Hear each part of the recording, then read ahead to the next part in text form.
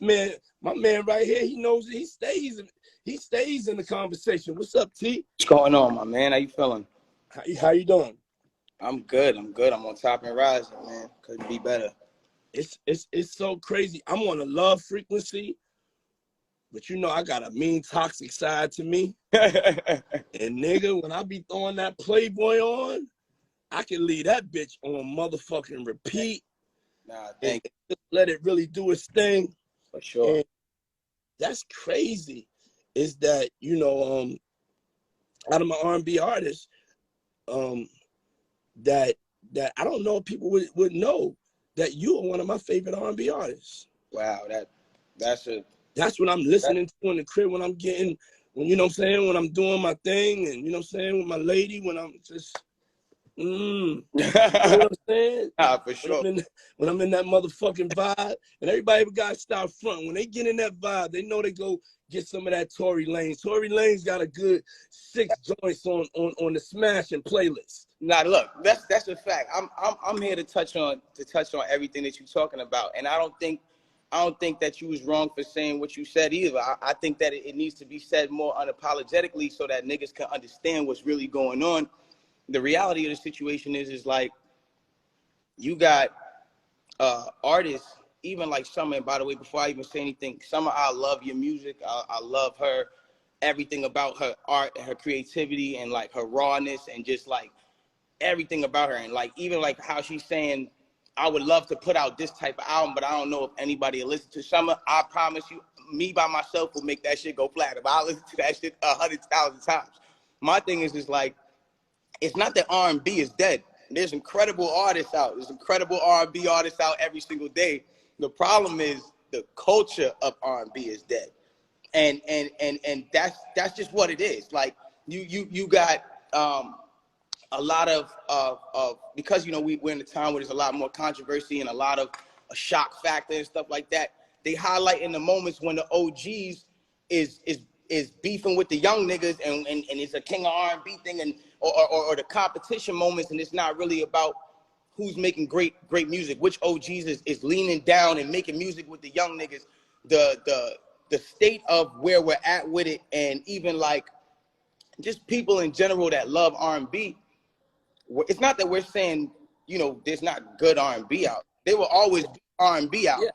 The problem is right now is that I think down the line there started to be this thing where it's like, yo, I can't do R&B unless it's as raw and rugged as what I'm hearing outside. And now it's like this thing where it's like, it gotta be toxic.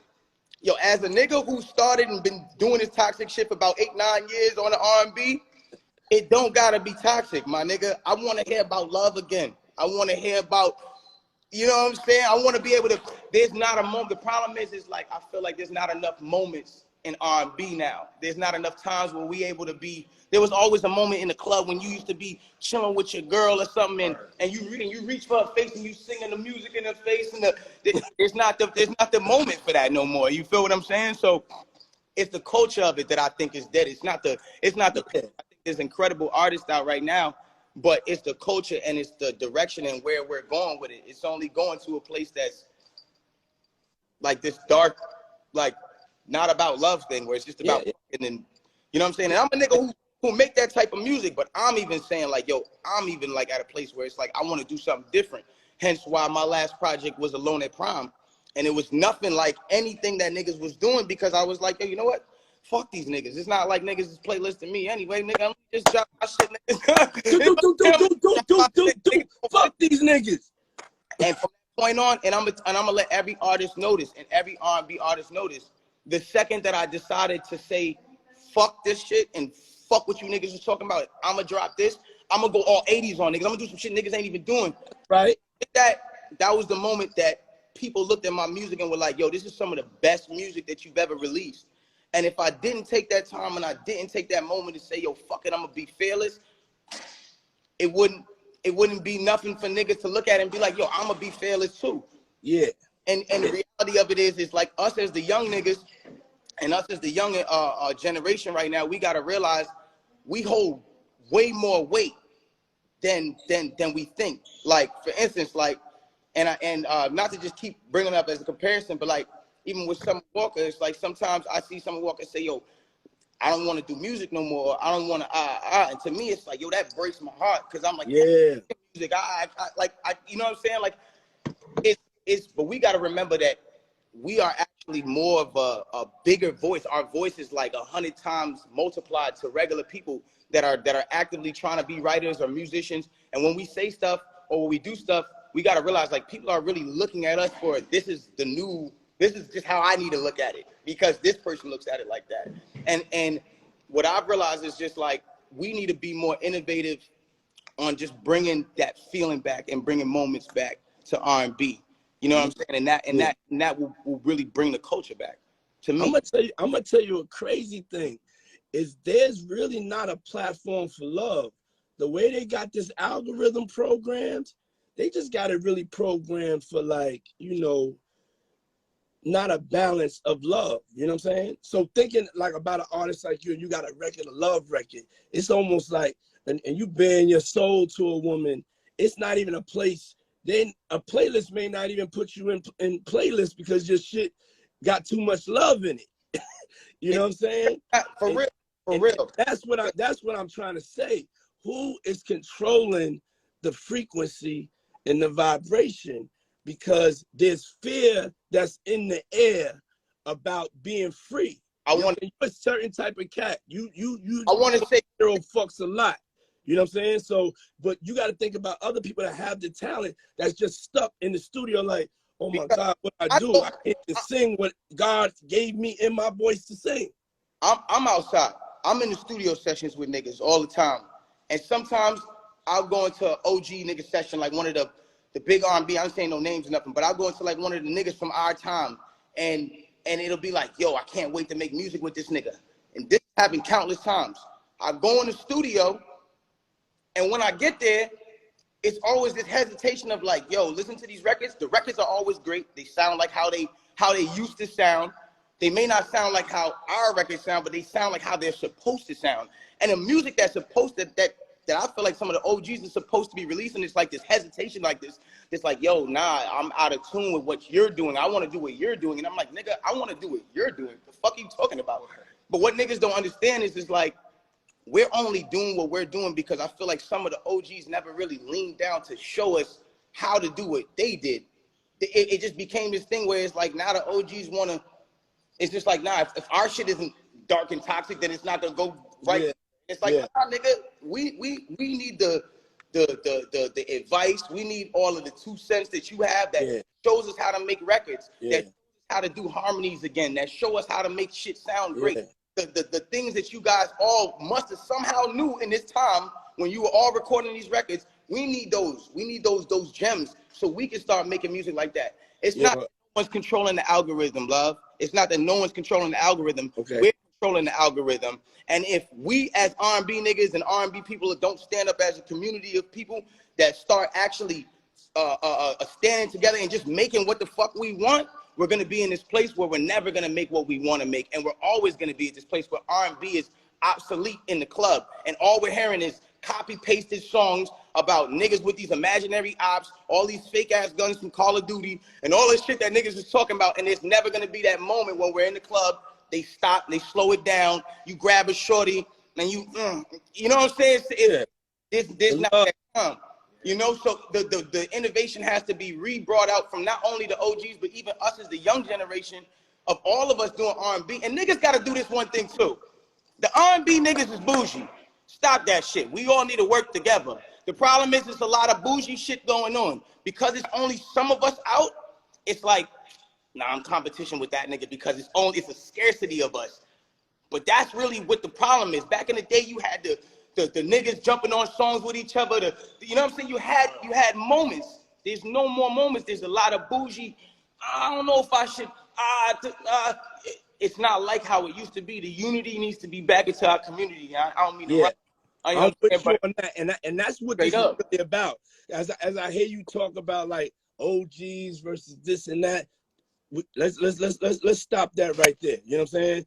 Because everybody got something to learn something from no matter what age you are or what era or whatever that you came in. I'm glad this conversation is happening so everybody can stay, because I'm a unifier.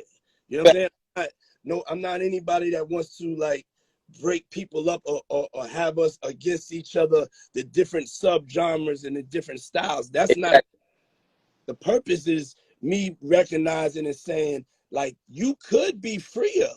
Like, I love you as an artist. I'm listening to your music, and I know that there's more going on in your life. You know what I'm saying?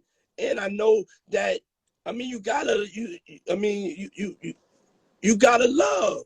You know what I'm saying? But I know when a cat is in a trick bag in a position and he got some cut on his stuff.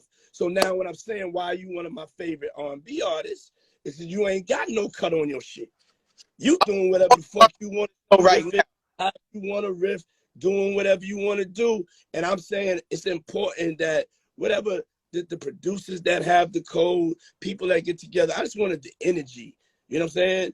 We here to unify all of us together and talk about a platform that's important for us. As you know, we got to have that balance. It's part of our African American culture. Everything else has been erased. Now the shit you don't have a representation of that blackness and that freeness the way we want to do it. Let me ask you this. Why don't you think cats use bridges or vamp out or do ad-libs? It's disconnected. What, my fault. I didn't hear the last thing. Yeah, it's all good. I said I wanted to ask you a question. Why don't you think cats do like bridges or vamp outs or have instrumentation or changes of beat section? I'm trying to tell you the difference is that the love is not, and I don't mean like as in like the love, like, yo, we all love each other and it's that too, but the love is not being made in the music. And like, I want to touch on something right quick. Like, for instance, I seen Hitmaker say, you know, he didn't agree with us saying, you know, R&B is dead right now, right? And, you know, somebody like Hitmaker, for instance, there's a structure that I feel like I make music on. I sample a lot. Hitmaker samples a lot. We sample a lot.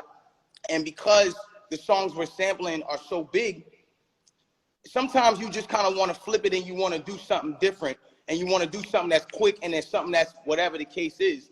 But a lot of that time, and even I fall victim to this too, being that a lot of that's my fault too. Like niggas like me and niggas who kind of just go through the music fast and shit like that. Sometimes that's our fault too, because at the end of the day, we're not adding all the extras. Now, when I go do the Chicks tapes or when I do Playboy, that's why now everything is about the production. Niggas is sitting here getting the songs from the same 10 producers, the same beats is floating around through all of us, and we all sitting there, right? And remember, the beats is simple beats. Niggas is getting these beats out and getting them out and just sending them out. They not taking the time to go sing, take the moment and be like, yo, we need to go make a bridge right now. Call the guitar nigga in, call this nigga in because it needs to sound more peaceful or whatever the case is, or call a sense in or whatever. We're not doing the extras to really make the songs no more. You know what I'm saying? And because it's becoming this copy paste, like, yo, we copy the bridge here, we do something like the original hook here, and we da da da da da da da. It's becoming to be this thing where it's just like, it's blah. And I think what niggas have to understand, and I'm telling y'all this just because I'm a nigga who really samples the whole industry right now, dog. There was a time when niggas said, yo, Tory, do not sample these type of records because they're too big. Like, it was like, of course, a lot of your records too. Like, yo, niggas don't touch this record because this, don't touch a Shanti Foolish, don't touch this type of record over here, it's too big. And I remember niggas was going crazy on me like, yo, da, da, da. But then now it's getting to this point where it's like, yo, niggas caught on to, nah, there's nostalgia in these records that we still can pull out. Now it's gotten to this carbon cut thing where niggas have gotten to a place where they simplify it, and we're really living off the fact that the beat is the fucking sample of something we love. We don't even fucking like the song. We like the sample. We love the sample. We're in love with the sample, my nigga. Yeah. I'm hearing like 10 drill songs right now with amazing samples from everybody. And I don't know if I truly love the songs or if I love the samples. I love the samples though. That's really what it is. Because as a person and as an artist, you got to understand, like, I rap and sing. But when I'm doing R&B, what I'm referring to and what I'm going and what I'm pulling from are the places where these samples are coming from. It's that golden era of R&B. Now we're getting to a point where it's like, yo, if I just come up with a sample right now that everybody used in 2004. Yeah. I throw some drills on this joint right here. Yeah. I put a hook, say a little bit of dumb shit. Boom! Send it out. It's club cut. Let's go. You know what I'm saying? Or Yeah, better yet, I make this a new rap song and I just I even will put the fucking sample of the actual original hook of the original song that I like as the hook. And as long as that shit plays, it's gonna give niggas nostalgia and they gonna sing it because they already know it. So it's like it's taking the hardness away from artists to have to, you know? Yeah. So I definitely want to make sure that everybody knows that I give respect to all of the subgenres. Everybody doesn't have to sound the same. You ain't got to have the same style. You know, all I'm pushing for, though, is I'm introducing the love era. That's why I'm having a conversation. You know what I'm saying? Sure. And I'm definitely here. If anybody any young artist want to work, want to produce, want to talk about even anything that I could share, because it is about teaching about song structure, arrangement, and different things like that a lot of cats ain't get. It's only a couple of people. We got Jermaine Dupri coming on a little later. He's going to be speaking about shit. But I definitely think this is a great time, since it got everybody so fueled up. Like, okay, is he talking about like old R&B versus new R&B? Nah, okay, the conversation is that we talking. Now let's come together and let's make some music for the ladies. Let's make some music to make love to. Let's make some music to have foreplay. Your niggas is moving too much. You're not taking your time. You're not caressing her. You're not even letting the record breathe, B. You're not letting the record breathe. And then you motherfucking going back and being dirty. For sure. And you're not happy. You know what I'm saying? And R&B is about making her happy. And that's my thing. And that's my opinion. That's my opinion. That's where it starts at, or from even a female perspective, the vulnerability. Yeah. But as you know, what I'm trying to bring to the game is something for us to, you know, to connect with. Yeah. You know what I'm saying? A frequency, a way a male and female could connect. It's where you could be on the motherfucking Cogs way or going up. You know what I'm saying? The FDR. Queen I just said it the best. Niggas is just it's gotten to a place where in our generation we just scared to love, or we scared to be vulnerable enough to show that we're in love. Like, you get what I'm saying? And the thing about it is, I'm a tough nigga. I'm from where I'm from. I be in love, yo. You feel me? Like, these songs don't come out of nothing. Like, a nigga be in love. A nigga be nigga, you love hard. Over shit. You got some real love hard bars. Yeah, exactly. You know what I'm saying? So again, I'm gonna let you get back to what you're doing. I just wanted to touch on those points because I always felt like, yo, these may be the defining factors in us as youngins and us as young people right now, including you, all of us, just in our generation right now, just being young and vibrant enough to be outside and bringing that feeling back. And so if we all come together and again, I hate to make this rhyme, but put more unity in our community, if R&B, I think right now will step to the forefront and it'll be what it's supposed to be. Because the reality of it is, when you talk about the algorithm and you say, yo, this is turning into this, the reality of it is, the reason why they stopped us from doing R&B is because it was the one thing, no disrespect, that the niggas had that white niggas wasn't really able to do like us. So they took it out because it was the one thing. White niggas can rap, they can sing too. White people can do everything too. White people can do everything. I'm not taking away. But this was the one thing we had that came from soul. Came from our situation, came from our... Is that, like, I saw that taken away. I saw that magic taken away. I went to go see Jasmine Sullivan the other day, and I was, a couple of weeks back, and I was just like, man, like, you know, the way she sings and sounds and the way she just performs live and she's free, the shit is like, you know, she's like a black queen, you know, musical goddess. Incredible. You understand what I'm saying? Incredible. And there's like so many cats. I got hit with so many people that really want to give that love and give those vocals. It ain't set up. The game, that shit is dead. If you come out and put out like a 4-minute song and you're going to showcase your vote, you ain't going to have nowhere to play that. That's a fact. That's what I'm talking about. And the shit gotta stop. Who killed on? We not gonna let them kill it because we gonna come together. Yo, Tory, I'm finishing up my album. You know what I'm saying? I have everybody on. I don't see a name on there though, right there. We got Jasmine Sullivan. Party Next Door. We Now, got The Weeknd. We got Babyface John. Yo, it's hey, crazy. listen. Got her. I'm going in for 3 weeks. Listen, I'm doing a love camp for 3 weeks, and I'm gonna set it up in Miami. I'm inviting all of the R&B producers out there. We're gonna set up shit by the pool and thing in the back, and then in the back, we're gonna take over whatever, and we're gonna make some real music, and we're gonna come and unify and get this conversation going. We're gonna learn from each other. I will be there. Yeah, you be there? There we go. I will be there. And I just want to say in closing, like, I'm coming there with all types of vibes, even for the rest of this year. Like, as far as when it goes to being creative, I want all the R&B niggas to know, like, yo, don't stop yourself from being creative. And also, don't think you need to have some sort of package. I don't care if you fat, small, skinny, tall, whatever you are. I don't care if you got a nose like Big Bird, nigga. Go after your shit. That's what makes you unique, and that's what makes us love you. So at the end of the day, bro, I'll be there in Miami. I'm coming with all kind of vibes. 60s, that's right. 80s, 90s. I'm not playing. Let's go. We have our first super producer signed up for the Love Records, finishing up my album Camp. I don't know what to call it yet, but you know. But yo, we definitely gotta connect, King. And I appreciate you calling in, man. Always love, my brother.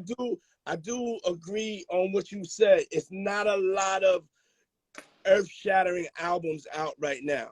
And I think everybody chill. I'm about to drop December. I'm gonna drop an earth-shattering one. Oh, you dropping an earth-shattering one? Okay, cool. I just wanted to it might be kind of check this out. Me too. All up, my brother. In November though. You got September. I'm coming in November. That's fine. Winter's coming and winter's mine. Love, my brother. I got you. Love. Sure. Love. Oh.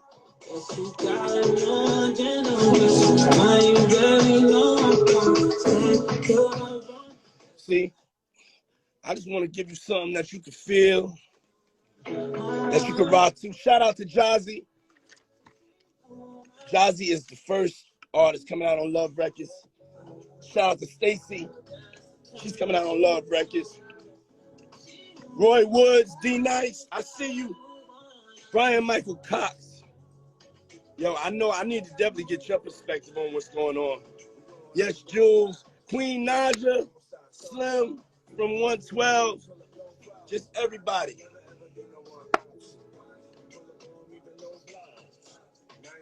You got cut off?